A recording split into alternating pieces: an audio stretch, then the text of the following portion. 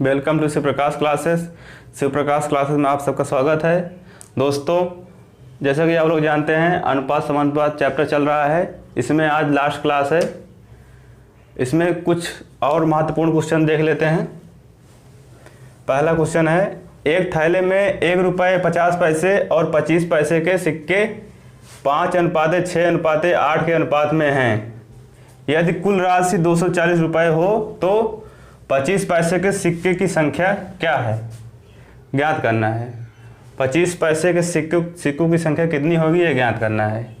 यहाँ पर दिया है सिक्कों का अनुपात 5:6:8 के अनुपात में है। ठीक, तो हम मान लेते हैं 1 रुपये के सिक्के 5x और 50 पैसे के सिक्के 6x और 25 पैसे के सिक्के 8x हैं। ठीक, यहाँ पर टोटल दिया है 240 रुपये हैं कुल राशि का योग।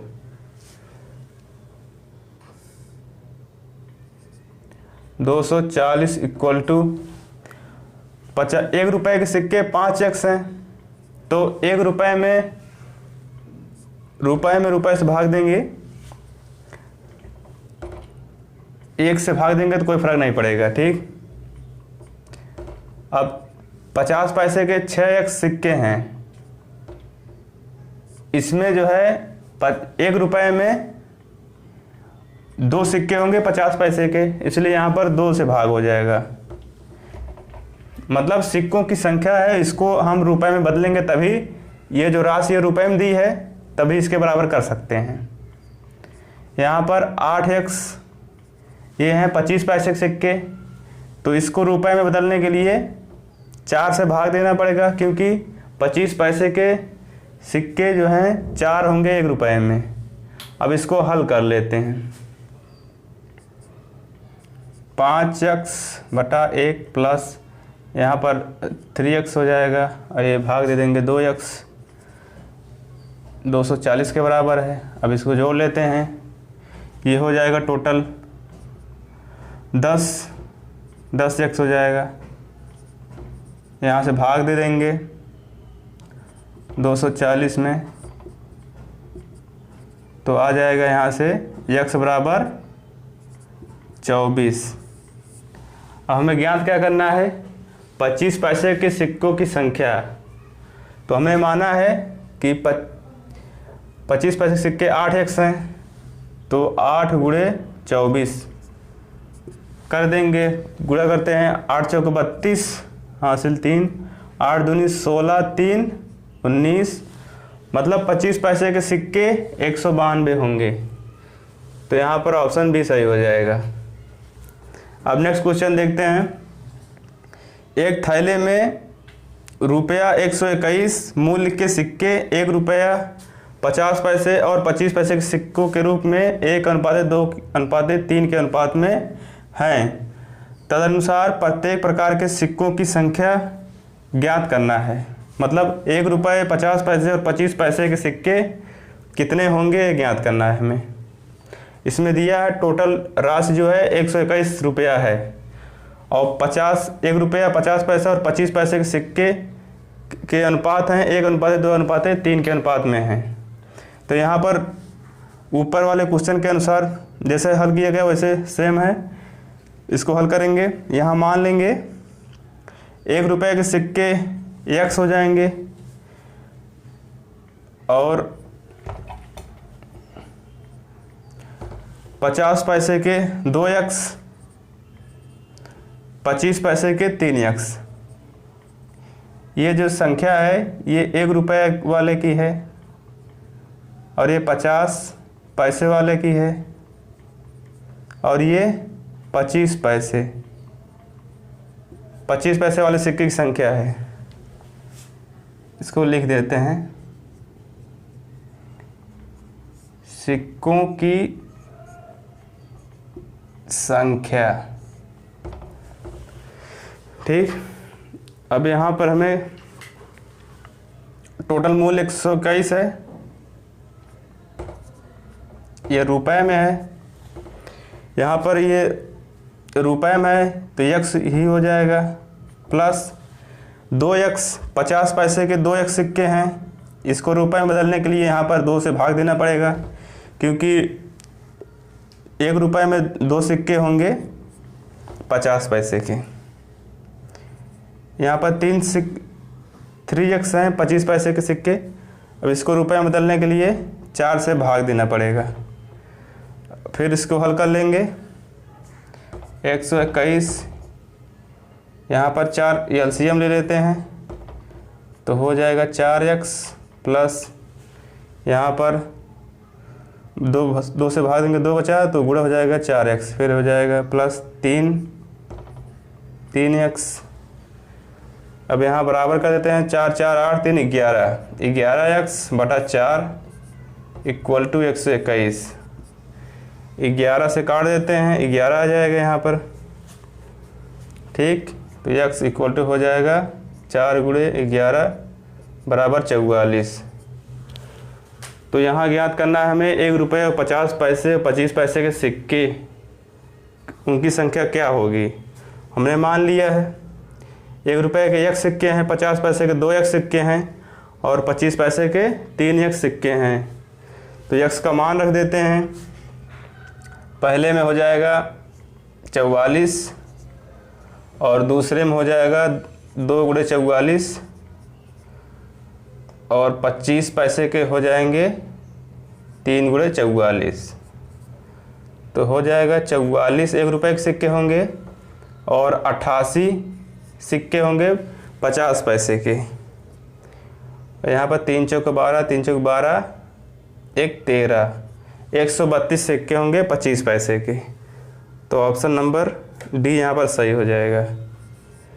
अब आइए आगे नेक्स्ट क्वेश्चन देखते हैं। एक बॉक्स में 1 रुपया 50 पैसे और 25 पैसे के 280 सिक्के हैं। प्रत्येक प्रकार के सिक्कों के मूल्य 8:4:3 के अनुपात में हैं, तो 50 पैसे के सिक्कों की संख्या क्या होगी। अब पिछले क्वेश्चन में यहाँ पर टोटल पैसा दिया था जिसे 121 रुपये उसमें दिया था, यहाँ पर दिया 280 सिक्के हैं और इस यहाँ पर दिया था वहाँ पर सिक्कों का अनुपात दिया था, लेकिन यहाँ पर मूल्य का अनुपात दिया है। मतलब 1 रुपये 50 पैसे और 25 पैसे के जो सिक्के हैं उनके मूल्य का अनुपात ये दिया है, ठीक। तो यहाँ पर मान लेंगे, माना 1 रुपये के 8x, मतलब 1 रुपये के सिक्के जो हैं 8x रुपया इनका टोटल मूल्य हुआ क्योंकि ये मूल्य के रूप में है, और 50 पैसे के 4x रुपया और ये 3x रुपया। मतलब 25 पैसे के जो सिक्के हैं उनका मूल्य 3x रुपया है और 50 पैसे के सिक्के जो हैं उनका मूल्य 4x रुपया है और 1 रुपये के जो सिक्के हैं उनका 8x रुपया है, ठीक। अब इनको अब जो है सिक्कों में बदलेंगे।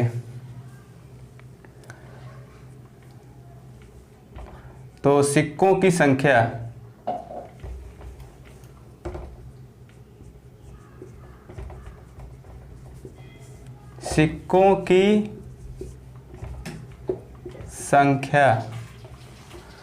तो यहाँ पर हो जाएगा 1 रुपये के जो सिक्के हैं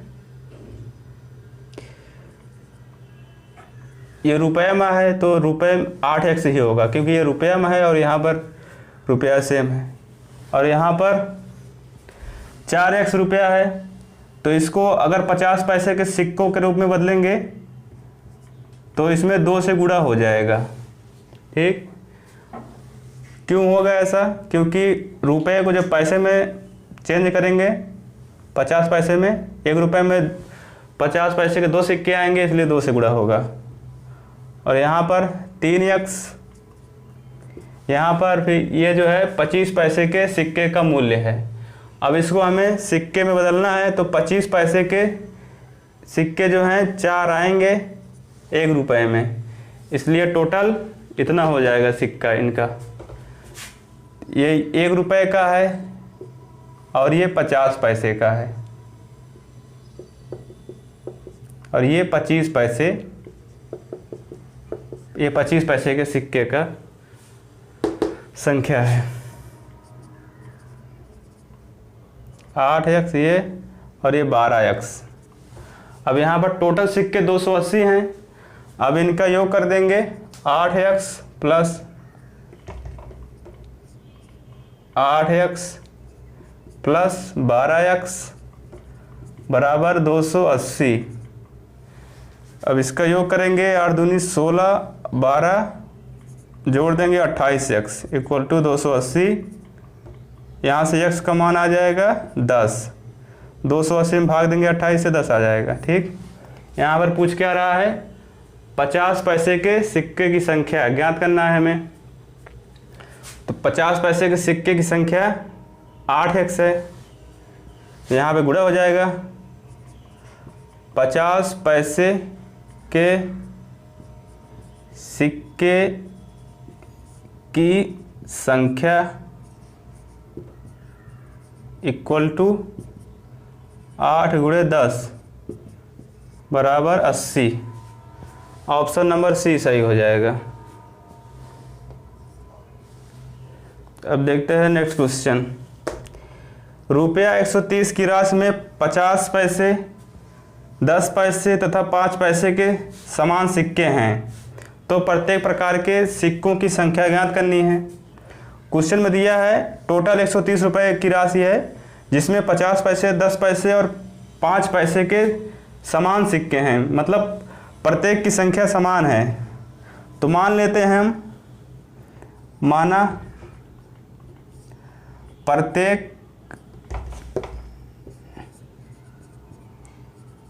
प्रत्येक प्रकार के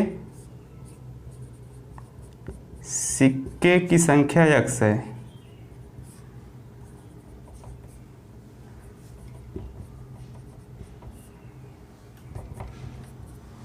माना प्रत्येक प्रकार के सिक्के की संख्या x है, तो यहाँ पर हमें x इसको भाग देना पड़ेगा 2 से। यहाँ पर रुपए में है 10 से भाग हो जाएगा और यहाँ पर 5 पैसे के सिक्के होंगे 20 1 रुपए में, इसलिए 20 से भाग हो जाएगा इक्वल टू 130 रुपया। इसको हम रुपए के बराबर कर रहे हैं इसलिए जो है इसमें भाग हो रहा है, क्योंकि 50 पैसे के सिक्के 1 रुपए में 2 होंगे इसलिए 2 से भाग हुआ। यहाँ पर 10 पैसे के सिक्के 1 रुपए में 10 होंगे इसलिए 10 से भाग हो गया। और यहाँ पर जो है 5 पैसे के सिक्के 1 रुपए में 20 होंगे इसलिए 20 से भाग हो गया। ठीक, टोटल 130 रुपये के बराबर कर दिए। अब यहाँ पर हल कर लेते हैं, ये एलसीएम 20 हो जाएगा, तो यहाँ पर भाग देंगे 10 आएगा 10x, यहाँ से 10 में भाग देंगे 2 आएगा 2x, फिर यहाँ 20 से भाग देंगे 20 में 1 आएगा तो x इक्वल टू 130। जोड़ लेते हैं 13x इक्वल टू 20 बराबर 130। इसको काट दिए, यहाँ पर 10 आ रहा है, टोटल आ गया, यहाँ तिरछा गुणा हो जाएगा तो x का मान 200 आ गया।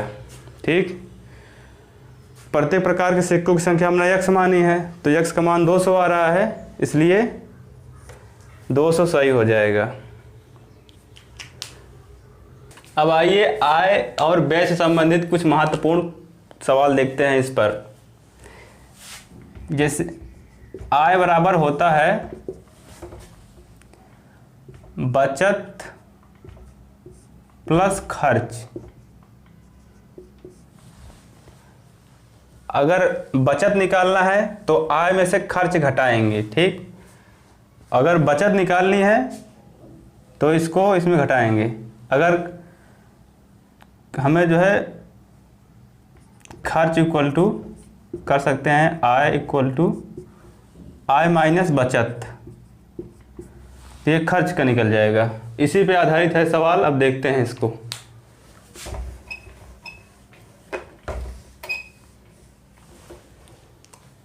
यहाँ पर दिया है आय का अनुपात इसमें दिया है, ए तथा बी की आय का अनुपात 2:3 है और उनके व्यय का अनुपात 1:2 है।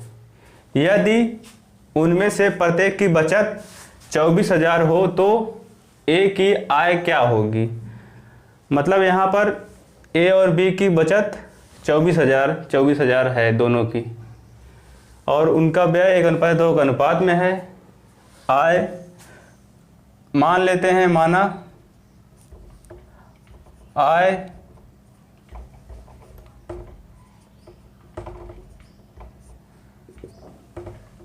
ए की आय 2x और बी की आय 3x, क्योंकि 2:3 के अनुपात में, इसलिए ऐसा होगा। ठीक,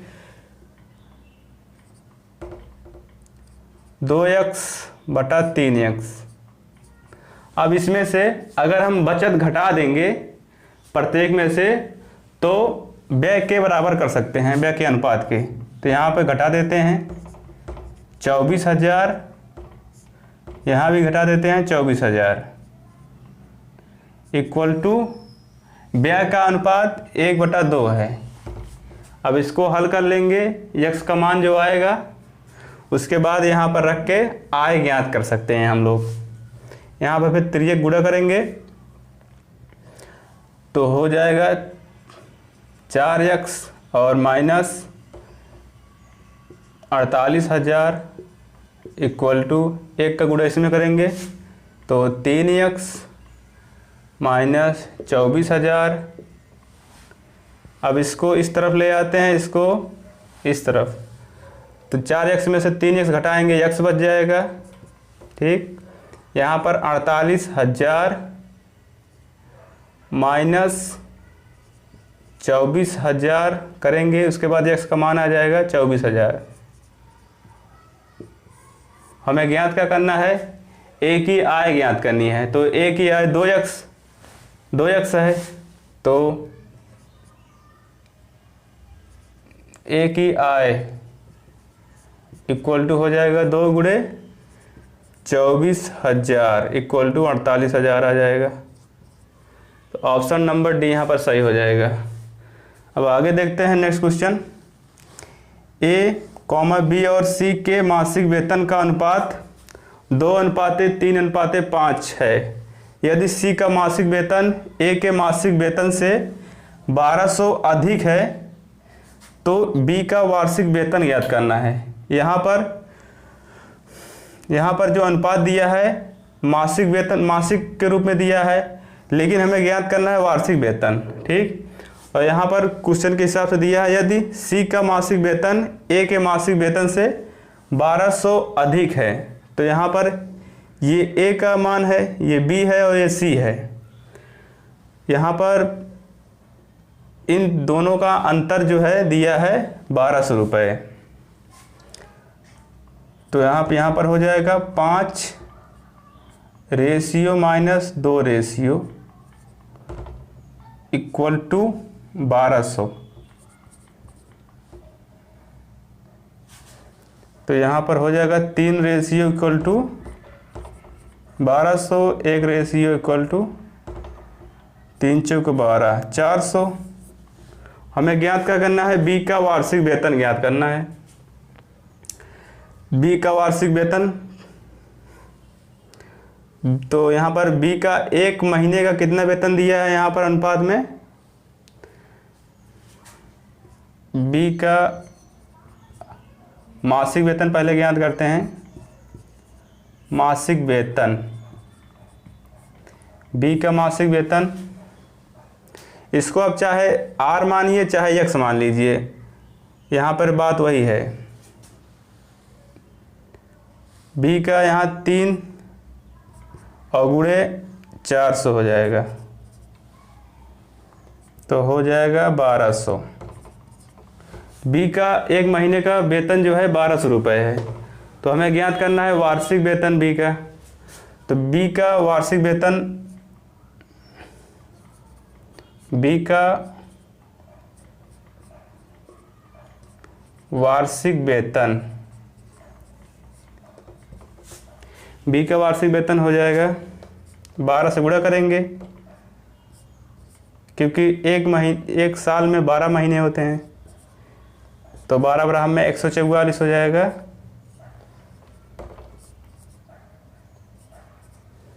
इसलिए ये इतना रुपये आ गया। इस हिसाब से ऑप्शन बी सही हो जाएगा। अब यहाँ पर इसको समझते हैं दोबारा। ए, बी और सी के मासिक वेतन का अनुपात 2:3:5 के अनुपात में दिया है।